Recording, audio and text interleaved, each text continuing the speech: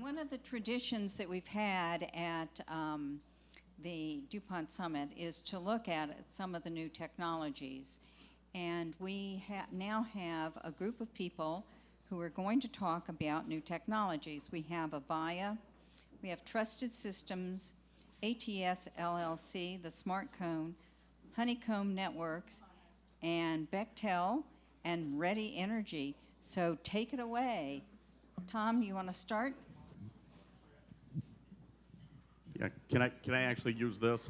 Yes, Just, you may. I don't like standing behind podiums and sitting at tables for some reason. I like to walk around and interact a little bit. I've got one slide that I'm going to talk about real quick. What we were asked to cover is really, as Mary mentioned, a little bit about technology, some technology that we have, as different vendors here, that shows a little resilience or speaks to how we can be a little more resilient. It looks a little different up there than I expected. Looks like you could barely read it. Those were white in the middle of those red things. So I'll try to walk through and explain it a little bit because I'm pretty sure you probably can't read it there. This is kind of a high-level reference architecture for an enterprise communication system with session initiation protocol. SIP, little easier way to say it, isn't really a new technology. It's actually been around since 96 is when they developed it. 99 is actually when it was ratified as a standard.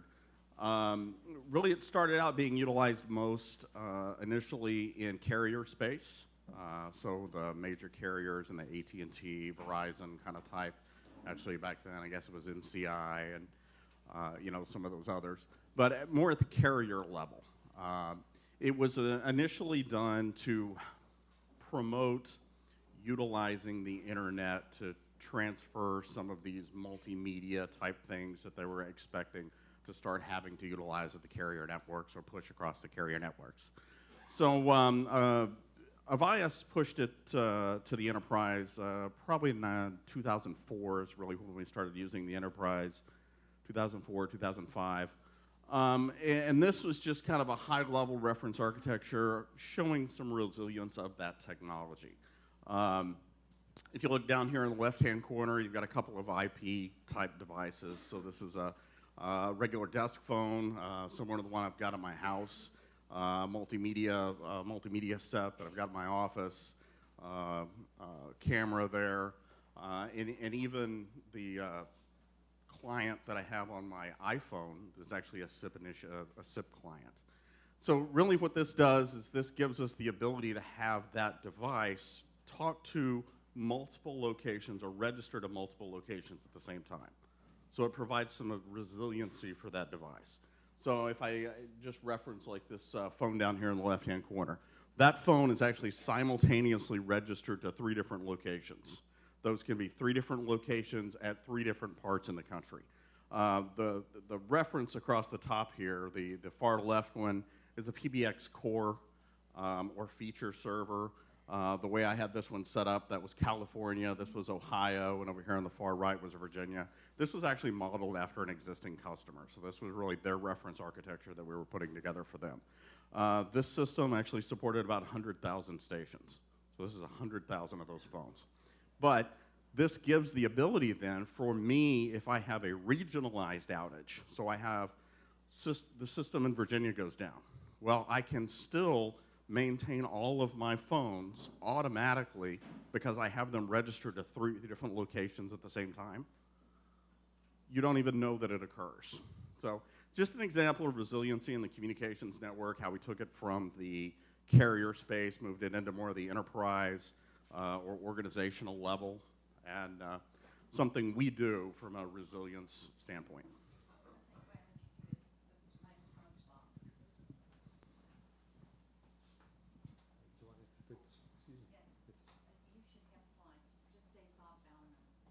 Bob Bauman. Hello, everybody. And the Trusted Systems. It's under Bauman. It's under, there you go. There we go. All right. I think I'll get up here. See better. All that. Hello, everybody. Here, there we go. We're probably one of the more different type companies. When we talk about innovating, we're actually taking old technology and repurposing it, because what we're doing, can go to the next slide, is basically we make safes, but we make rather special safes. We took them back in the 80s, and when technology was advancing, particularly into the networked environment, instead of storing paper, documents, you ended up getting electronic storage. So we basically changed the paradigm, and I had started out in the government market protecting classified networks. And we made and transformed the safe into a armored computer cabinet. And this was allowing then to have network equipment be secured and also to limit the user access to it. Now, our target and where we think we can contribute here is looking more at the user interface and the user interface as it relates to equipment going to the network. So we do physical security. It's a heavy armored safe. They weigh hundreds and a couple weigh thousands of pounds.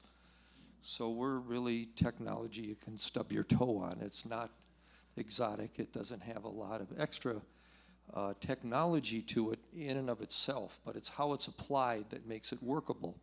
And particularly when we talk about securing the critical infrastructure, I have been working at this for 30-some years to go into the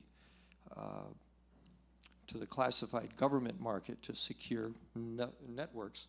And now I'm looking at taking it to the next level, which is to critical infrastructure. We also, along the way, EMP hardened the safe itself. So what we're providing is multi-layers of security so that we can look at more of an all hazards type approach. So we're looking at physical security, we're also looking at EMP hardening, and even from a user interface point of view, having it tamper-proof.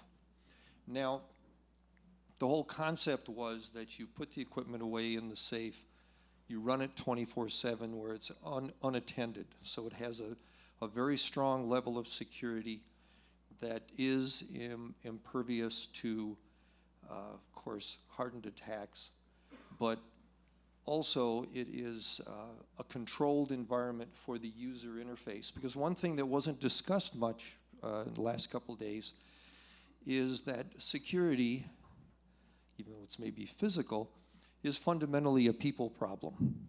And that you can have all the procedures, all the protocols, all the technologies, everything put into place, but unless you have people that are trained, compliant, aware, disciplined, and not trying to take a system down, you now have the ability of running in a secured environment, but yet it has to be accessible, it has to be usable.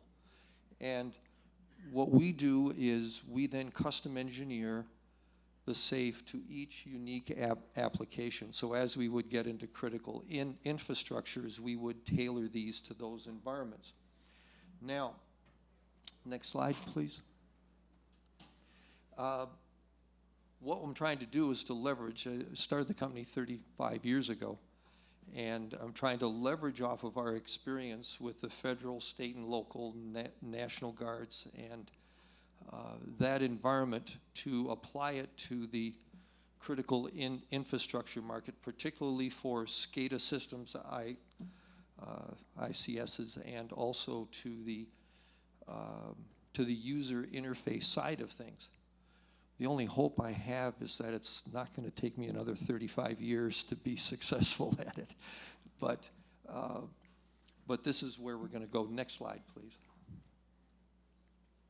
Now, the threats that we want to attack are pretty much the physical attack. Because we can be multi-layered, one of the big benefits that we can provide is not only do we give you EMP protection, and we design it to the worst case scenario. I think it was discussed earlier that You really want to design to the hemp E1 hazard, and then the other levels are cascaded below that, and you have everything else covered if you cover that worst case. So from a physical attack, we are bomb-proof, we are bulletproof, but we also can work in a coordinated way with cyber attack, because a lot of times they'll have a directed energy device to distract you, and then they have a coordinated cyber attack at the same time. We focus specifically on where cyber looks from the inside out. It's going through the network outward. We go from the outside in. So we're looking at providing a robust physical interface that is controlled, where we secure the user access to the network so that they can't put in USB ports or, you know, have thumb drives instilled or anything like that.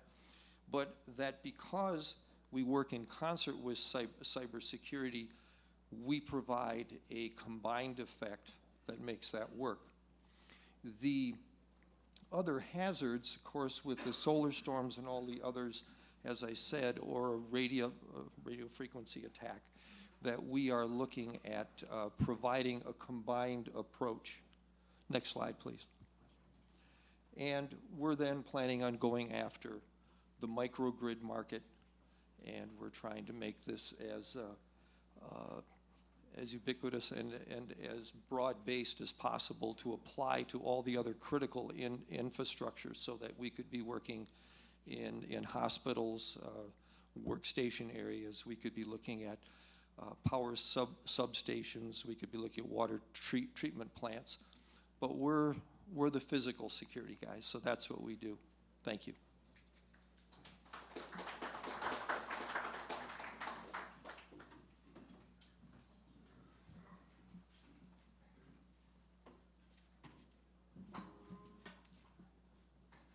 Frank Thiel, Smart Cone Technologies.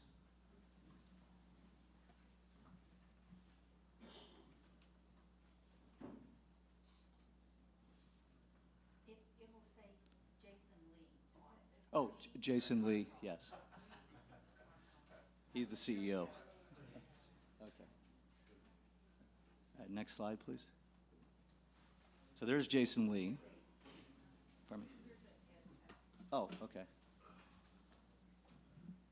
So the idea for the smart cone was initially developed out of a military application, and Jason developed a detection system for IEDs that relied on data coming from as many sensors as possible. Here's Jason accepting an award for Tycon Canada, and it's equivalent to our Shark Tank. These are some of the companies that we're working with now. Exelon, where we developed a wire watcher program with the smart cone, along with 2 rent-a-car agencies. The smart cone has license plate recognition software, and also we're working with several DOTs for work area safety protection. So what is the cone? It's a solution for detection. It has a wide range of sensors. It can be anything from video cameras to gas detection, GPS, and we have Fusion Core software which unites all the sensors together. Here's a picture of some of our smart torches that we created with the a version of the smart cone for bike ped safety for City of Ottawa. And we have flashing LEDs. We can do pre-recorded sounds. We also have live audio. And for this particular example, it's a proactive system where we have a version of the smart cone in a smart box. And we have thermal cameras that Bluetooth to the smart torches, allowing it to alert drivers as they're coming forward that there's cyclists in the lane. Here's another version of our cone for first responders. We are working with the Florida DOT regarding coordination and control for incident management. So the road rangers have the cone, and they show up at the accident. The cone is immediately, with its 360 camera, streaming panoramic view back to the cloud. And in addition, the cone itself can also have a web-based app that can coordinate the various agencies. So what's in the cone? We have a Linux server, we have a cellular Wi-Fi Bluetooth, along with a 360 camera. Any camera can be associated with the cone. And we also have storage and battery packs. We also, we call it the cone, but basically you can have any skin on it whatsoever. Tumbleweed, we actually had a grocery national chain contact us to put pineapple skins on it. So, and then we also have a box that we call the juice box, which can provide power to the cone on site at the utilities. Here's our sole source award that we received from North Dakota. We have a proactive system. We're working with Parsons and HNTB, where we have the cone a mile out. It can relay information to the digital signage, and then along with wearables, the construction workers, the wearables will vibrate as the cone monitors people coming in with excessive speed. I spoke earlier about the utility wire watcher program. Exelon contacted us. Instead of yellow tape and having the utility worker monitor down wires in somebody's backyard, they asked us to develop a perimeter mesh by just dropping 2 cones, and it can relay to their smartphone, the utility worker, if a child approaches, because we also have facial recognition and thermal in the cone itself. Exelon invited us to participate at the Reagan Center last June to show a version of our wire watcher program. The security at the Reagan Center was not happy with this. We put a squealing pig noise on it as people approached our booth, just to show how it can work. But I think we have a new account with the Reagan Security Center now. And then the advantages of the smart cone: solar power capabilities. It's an IoT base station, very adaptable. You can put any sensor in it, and it has an intelligent alarm system. And I just want to thank Joel Coulter from Honeycomb to allowing us to participate and connect us with Mary in your workshop. Thank you so much.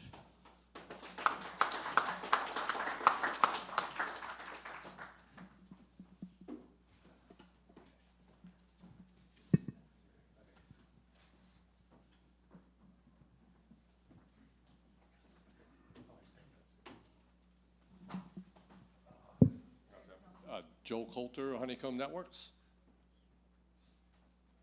Okay, so yeah, this started actually last year. I want to thank Chuck Manto, because he was allowing us to do panels back in the other building for a while, and then I had a little panel on cybersecurity with Tom Gober last year.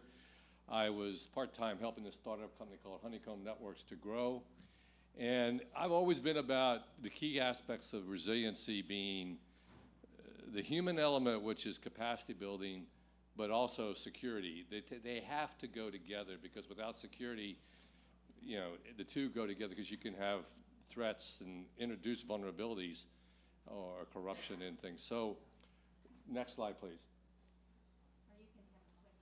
Oh, okay. There you go. Whoops. Backwards. Okay, so I was helping someone put 4 deployed buoys for the Army out in PACOM, and I don't know if Tom knows the story better than I do, but they put the buoy out in the mountain, and they were doing all this exercises for land, air, sea robotics called MUM-T, and all of a sudden, I don't know if ATT got mad at them, but all the power comms went out, and all of a sudden this little thing came back on, and everything was working. It covered all the radio spectrum and everything else, so it was kind of a resilient way of, if you think of humanitarian, of restoring things. And I've worked a lot with capacity building, build your own, net positive, energy. The first person I heard to say pre-position, I mean, it was very good to see that. Yesterday, I heard all the president, and no one ever said, well, we need to improve how we pre-position assets in the field. Well, there's actually a peak program, federal program now. So I think if you're looking at resiliency, all people need in communities pre-positioned things to help them restore power, comms, and food as fast as possible. and they will do it. Now, these people, we've seen, I guess, through this year, how industrious local people are when they're given the opportunity to do things. So we have a smaller one, we call that the eco buoy, but we can actually, like his smart cone, we can cover these buoys, we can customize them any way you want to, and I really like the smart cone because they can be their own intranet. They can be their own, so if you're around an energy grid, you may not want to share that data with the world. You may never want to share that data with the world. You want to keep it my own private energy, my own private water. So the smart cone people, just so happened when we got together, their architecture and our architecture at Honeycomb were the same. It's the same that's been rolled out to McDonald's for water and power.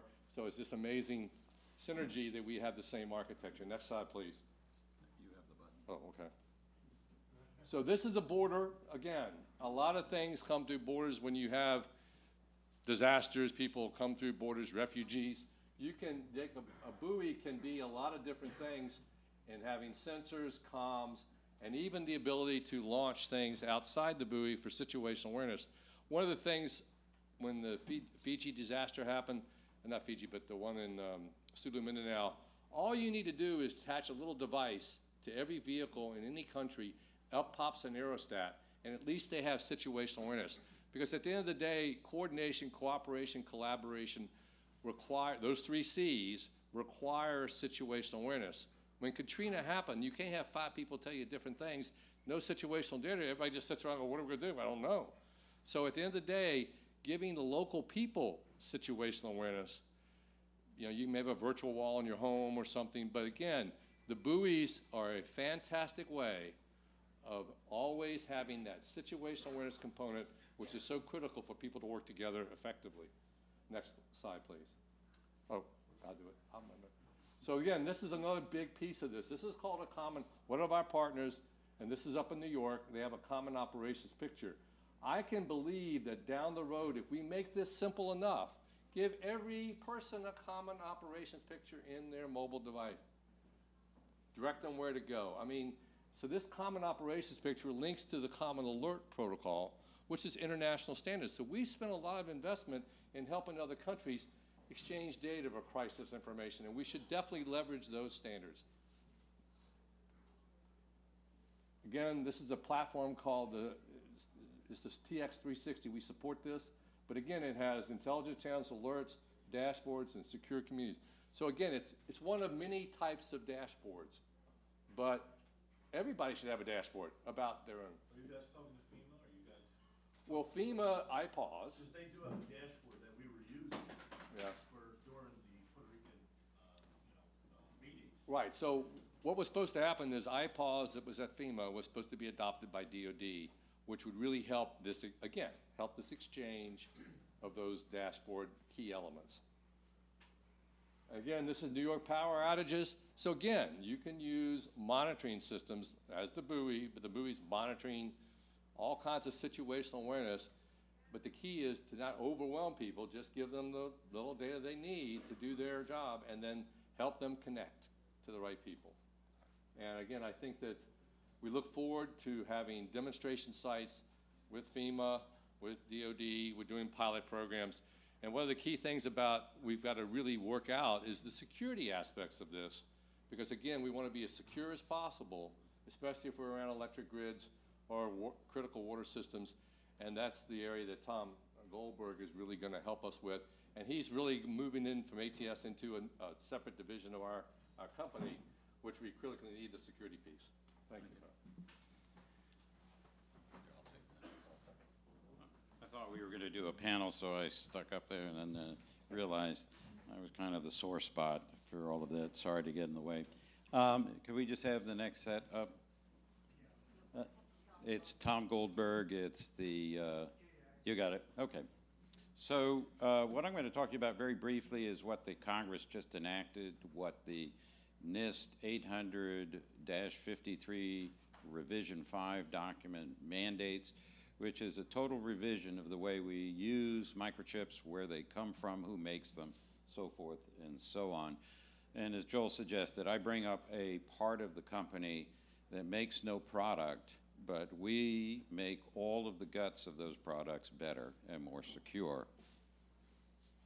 This is a common profile because we focus on the defense side of the house.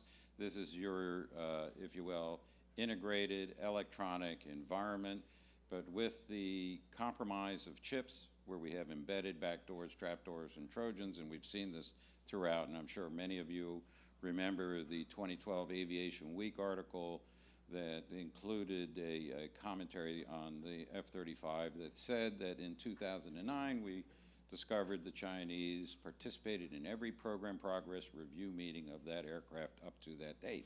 So that's the environment we live with, and so this is my take on reality. None of those systems will ever be allowed to be used in the future until we harden the backbone, which is essentially the microchip and all of the accoutrement to which it is attached. This is Jeremy Moldavin. He is the DASD at DoD's slide that basically talks about what the risks are, basically says that the DoD electronics, if you will, supply chain is diminishing, and that because of that, when we rely on anything that might be COTS, we are essentially expecting and accepting tamper. So this is the Honeycomb view of that now, which is basically we are expanding the availability, this is that gold area of the slide, of what is available to the federal government because we're standing up domestic capacity. In other words, repatriating that capacity that the government needs.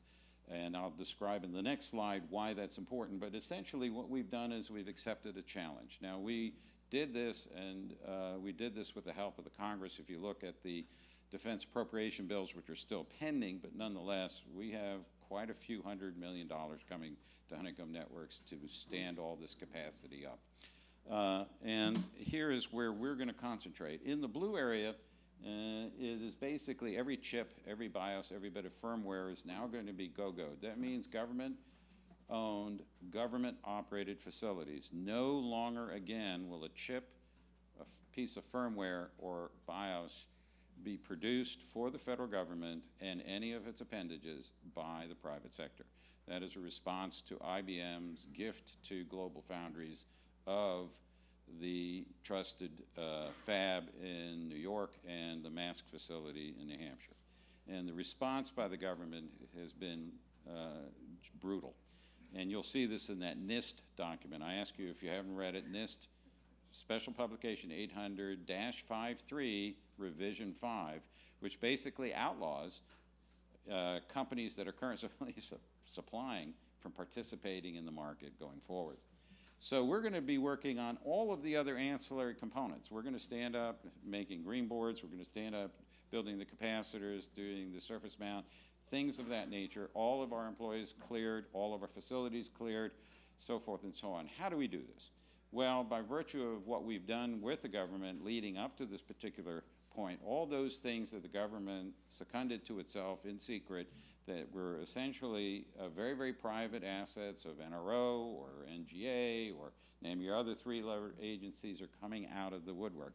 They will all fall under initially, not completely, but initially they'll all be Honeycomb Networks enterprises, which makes us essentially a GO-CO, government-owned facilities, company-operated, everybody cleared.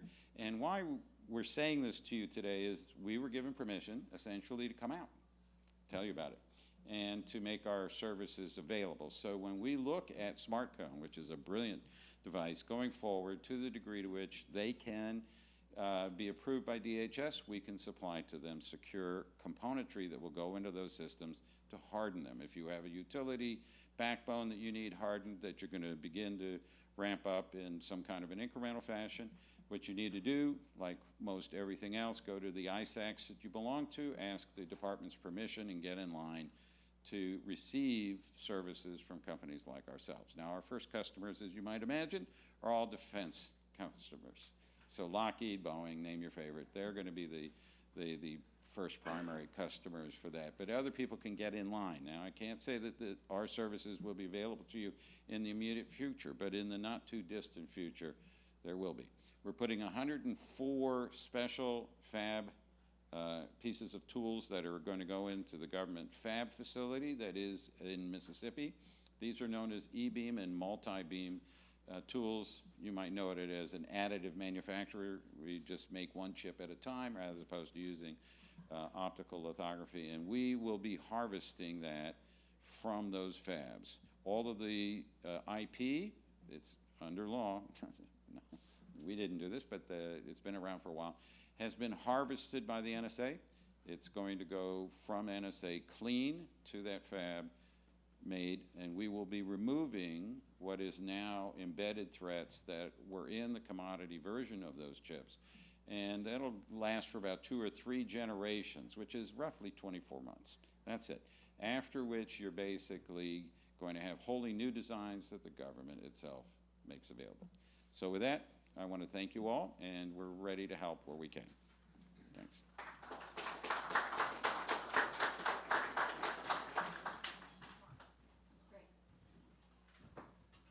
Okay, ready, Energy? I know you're all excited. It's the last one. We made it, okay? And I will talk fast, and it will be 3 minutes. You ready? As soon as I get my slide up. Ready, Energy? All right. As opposed to talking about E1s, E2s, E3s, I'm going to tell you about some new technology that kind of fell in my lap. I did a lot of work. I'm out of Tampa, did a lot of work for the last 20 years with the College of Business, College of Engineering for the University of South Florida, and also the Center for Entrepreneurship. They came up with an idea that is pretty exciting, and you'll see here as we go through. What happened was I was contacted. They had filed for the patent. I was able to secure the rights for the patent for our company. All right, so what happens is, I'll skip past this. This is all brand new, okay? So this is the first time it's really been out in public. The reason I'm telling you this is because you're going to see about it in the coming years if we're lucky with it. What happened was the Army was looking for a way of improving communications. Instead of going big antennas, shape the antenna or whatever, they went very, very small, micron level, okay? So what happened was they were looking for communications. What they didn't think about was radiant heat. Radiant heat also has waves. We filed a patent to get the wave frequency for that. Okay, very small. This is what it looks like. You can, for the first version we came out with, had 14 rectennas. That's under an electron microscope, okay? So small, even those are gold leads leading to it. You couldn't see it. Unfortunately, I didn't bring that piece with me. What we did was we then took it and put it over a stove, believe it or not. And I'll work through these real quick because we don't have time. Here's what happened. You had a very static chip. You expose it to heat, radiation, it starts producing electricity. Not a whole lot, but it's producing electricity. The first two, the red one, turned the heat off pretty early, let it cool down. Then we did the blue one. The green one was actually, then I said, okay, let's try it with an array. Put 7 of them in an array. That is the 7 divided by 7. So what you're seeing is a lot of similarity. That was good, okay? What it did was it showed us, yes, it works. We can fly, we can produce electricity from something that's static. No solar, no wind, no power, no nothing, just static ambient temperature. You expose it to radiant heat, it gets more heat, but it will do it at room temperature.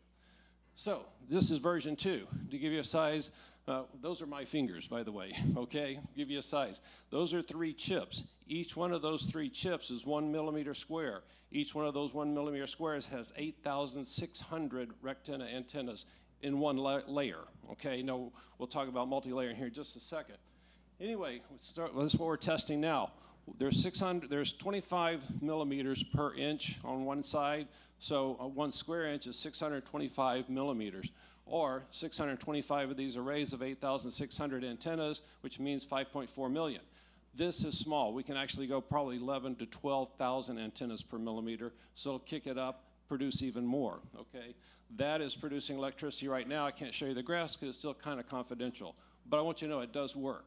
So the key here is that we can, by the way, I have another company. The main company is we work with emergency managers all over the country, city, county, state, NASA, the FDA. We went through all 3 hurricanes, okay, because we got clients in all those areas. Used to emergency management business. This was exciting when I saw this because, as I said, static.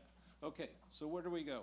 This is a residential. If you think about it, you can have it directly tied to some component that needs power, or better yet, trickle charge it. So it's gaining power all day long, 24 hours a day, trickle charge, okay? What it means is eventually you can take your house off the grid. What it really means is there's a whole lot of advantages to it. It's green, it doesn't consume any kind of resources, it just sits there and trickle charges all day. So we're still new, we're still young, it's still a lot to be, but the good part is we'll be back next year and the next year and the next year. My goal is something like this on the back of your phone. You'll never plug your phone in, okay? We're getting there. We're getting close. So that was it. How's that for 3 minutes? Now you get chopped.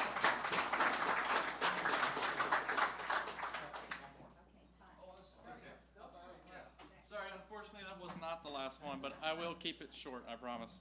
So Chad Hartman, Bechtel Corporation, and while they're queuing that up, to say we're a new technology is a pretty far stretch, but I will say that my company has provided me the opportunity to build out a brand new industrial control system cybersecurity laboratory, and we are taking a lot of these new technologies that you heard about today from the Sandia guys and from Mr. Alstad, and we're testing them in an environment that is basically combining our information technology and operations technologies employees and looking at these issues in real time.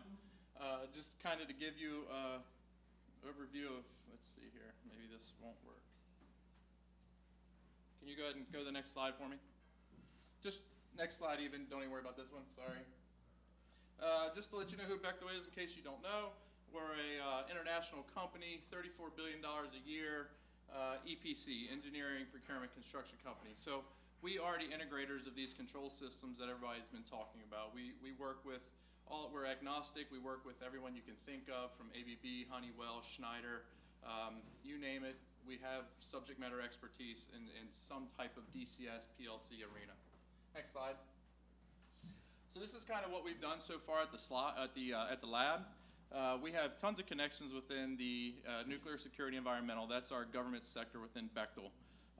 So what we've done here is we've kind of used the lab as a central point of contact for work that we're currently doing, which you can see in the yellow, and work that we are working towards doing with some of our Air Force people and uranium processing facilities with DOE.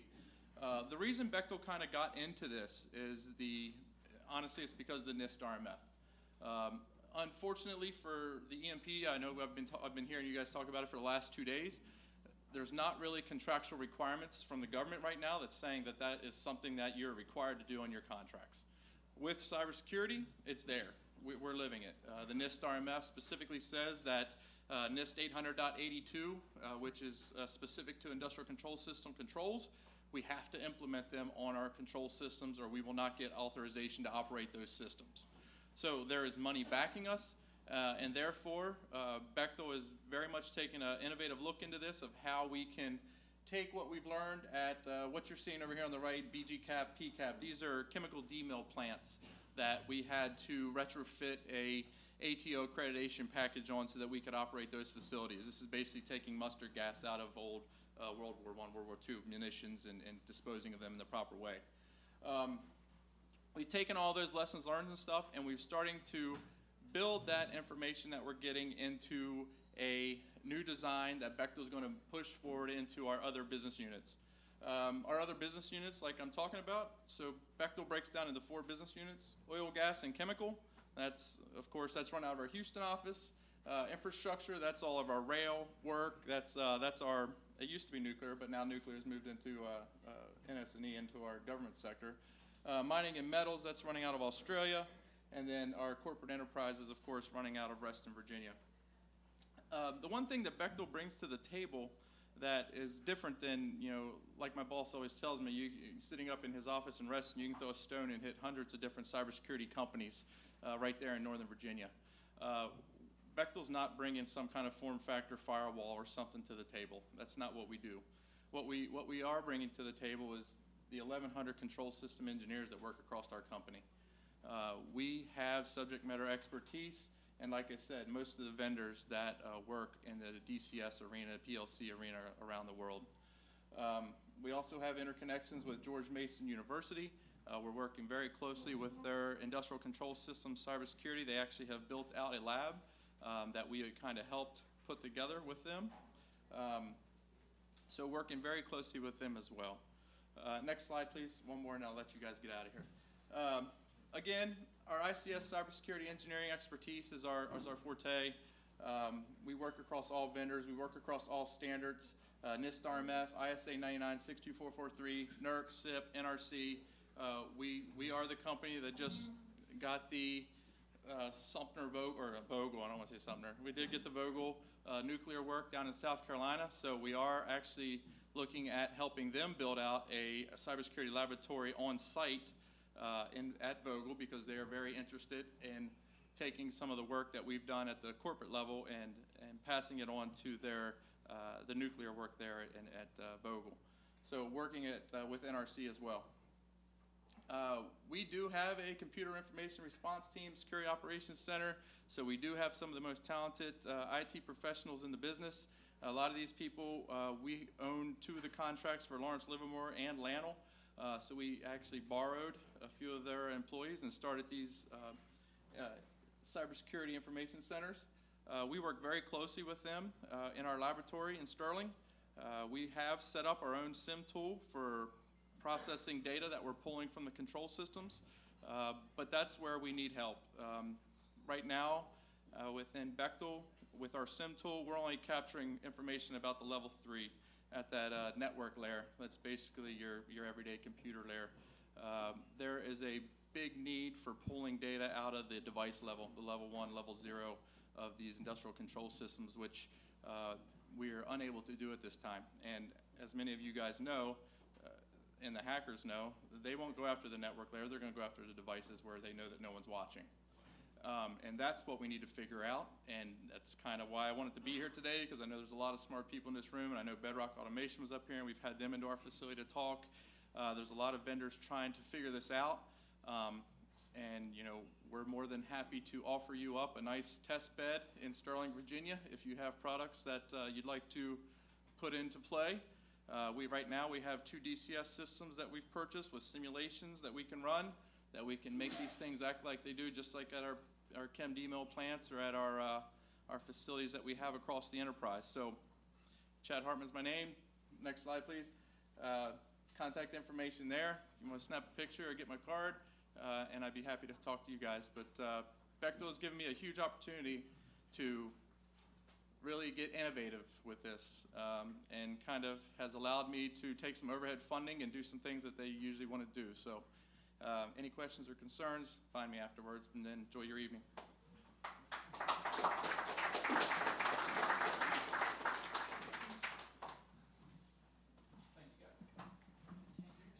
Okay, thank you all very much. Interesting technologies, and thank you for this session.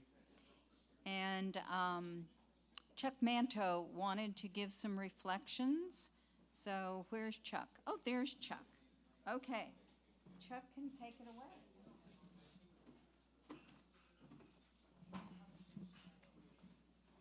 Thanks, I appreciate everybody still being here. I'm going to try to take 5 minutes and reduce it down to about 1.5 minutes. I was going to joke about we only have 5 hours, but I didn't want to scare anyone. First of all, I want to give a word of appreciation to everybody here who's been involved with us since at least 2011. As you know, the MP-SIG, not only for electromagnetic pulse, but as some have noted, the every major problem special interest group, we differentiate ourselves because we look at any kind of problem that can impact the country as a whole for a month or longer, which means that you just can't sit back and do nothing hoping somebody else is going to rescue you. You have to take responsibility for your own resilience so you could help yourself and your neighbors. Many of you have seen this booklet in the back. It mentions this on the back cover, not only the space weather strategy that says the whole of government and the whole of community must be ready to look at regional or nationwide power outages that might go as long as 18 months or so. Same thing from the Defense Department. They said no longer can we assume that any defense critical infrastructure or military base will be able to function weeks, months, or perhaps permanently because our centralized systems such as power grids are not yet designed to withstand these high impact threats, whatever they might be, which means we all need to be more resilient. In effect, we're basically saying this is too big a problem to ignore, but also it's too big of a problem for us to do alone. That's why we need each of you. And as I sort of retired chairmanship and turn it over to Mary and our friends Bill Harris and Steve Valant to go forward, I ask all of you to sort of gather around them and make certain that together as a team we can continue to move forward. My own contribution of this personally is twofold. Number one, we just completed my small company, Instant Access Networks, completed a small project for the Department of Homeland Security, where we look at the great American icon, a hospital. Most people have not been involved in high-tech anything, especially critical infrastructure, but we've all been in a hospital. And the idea is to how do we keep hospitals open indefinitely despite the fact that we may lose the power grid for a long time. And what they do is they've identified what their emergency, critical, and life safety loads are. They know what they are. The goal is to figure out how to have a cyber and EMP protected microgrid built largely out of energy savings so that they don't have to dip into their meager resources to figure it out. We're doing the same thing with National Guard entities. The National Guard also is a group we understand, but we don't want them to quit and go home just because they don't have power and they don't have communication. So our goal, again, is to figure out a way to give them EMP and cyber-protected communications and power so they and their governors do not lose command and control, and find the money for them to do it because it's not in their budget also. So here's the invitation to all of you and your friends. Our small company happened to win a small business innovation research contract, and the approach we've taken to this problem is not to say we have a better EMP-protected widget, but we decided to go after a systems approach to the problem, actually a system of systems approach to the problem, looking at any way to do electromagnetic shielding, any way at all to generate power, any way to store it, any way to control it and manage it, and any way to do energy saving so that if you are a critical institution, you could figure out how to save half the electricity you need or power in the first place. That's that much less that you have to do in the second place. For that reason, and also we added communications, we now have organized 40 companies, including the National Renewable Energy Lab and the shares part of DHS, to be under our umbrella sole source contract, and we'd love to have all of you to participate as well.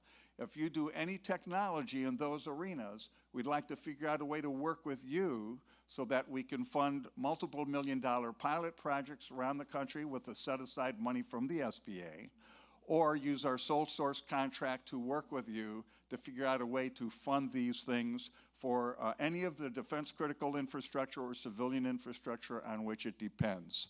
It's an unusual contract opportunity, but I'd be glad to talk with you about it later. That's my minute-and-a-half spiel, which probably went 3 minutes, so I blew my own attempt at 5 minutes down to 1.5 minutes. But with that, I want to thank you again for helping us on this problem that's too big to ignore and too big to do alone. Mary, thank you very much. Thank you.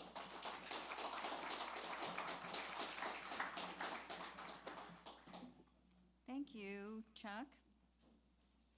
Well, we're coming to an end, and I thank you all for coming and being here, and I hope that you have found the day valuable and of great interest. I certainly have, I know that. We're working on the second version of Powering Through, and we would be really happy if any of you want to come and work with us. We're looking at food with Janet Thomas. We're looking at IT with David Christensen, at finance with David Winks. Bob Genocitis is looking at emergency management, and so is Michael Lambert. Ed Goldberg is looking at energy. Terry Donat at the healthcare. Steve Bieber at water and wastewater. Tom Haynes at communications. Major Greg Hertz is looking at the National Guard. And Steve Valant and Bill Harris and I are trying to put it all together. What an interesting day we've had. We started out by looking at some of the ways that we're looking at dollars for the industry and how the thing that Jordan Kearns talked about the whole issue of how we go about looking bottom up now at the financial kind of side. Then we looked at what happens if North Korea really were to launch a missile test with a nuclear warhead? And some of that data and some of those ideas about what happens with the undersea cables was actually reinforced, I think, with Kevin Briggs talking about communications and some of our vulnerabilities, et cetera. I think it was a privilege for us to hear the Assistant Secretary, Bruce Walker, talk about his experiences in Puerto Rico and kind of tying that in. I was really struck by the fact that the work that we're doing with the powering through kind of really traces along with the things that he stepped through of saying what had happened in Puerto Rico. I thought that Ambassador Jim Woolsey really laid it on the line for us, and that was good and thought-provoking and distressing, maybe, to say. And then we looked at another aspect of the whole situation with Bill Murtaugh and Adam Schultz talking about what they see for the whole situation. And I hope that the work that's looking at the Earth will continue. I think that it was a privilege to have the head of the EMP Commission come to us via Skype, and it was really good to hear what he had to say. I thought that everybody giving Congressman Bartlett a standing ovation was really touching, and I was glad that all of that happened. George Baker and Frank Koza, thank you very much for talking about your side of things and giving us some of the answers to the transformer situation that was asked. I thought that the look at the ICS system was really very important because that's at the heart of a lot of things. And so Wayne and John and George and Albert were really good. Thinking more about planning by Doc Lampkin was good, and then learning about the about the hurricanes from Gary Gardner, Dave Christensen, and Bob Genocidas, and then all of the technology. So I think that it's been a really great day, and I thank you all very much for coming, and we look forward to seeing you next year.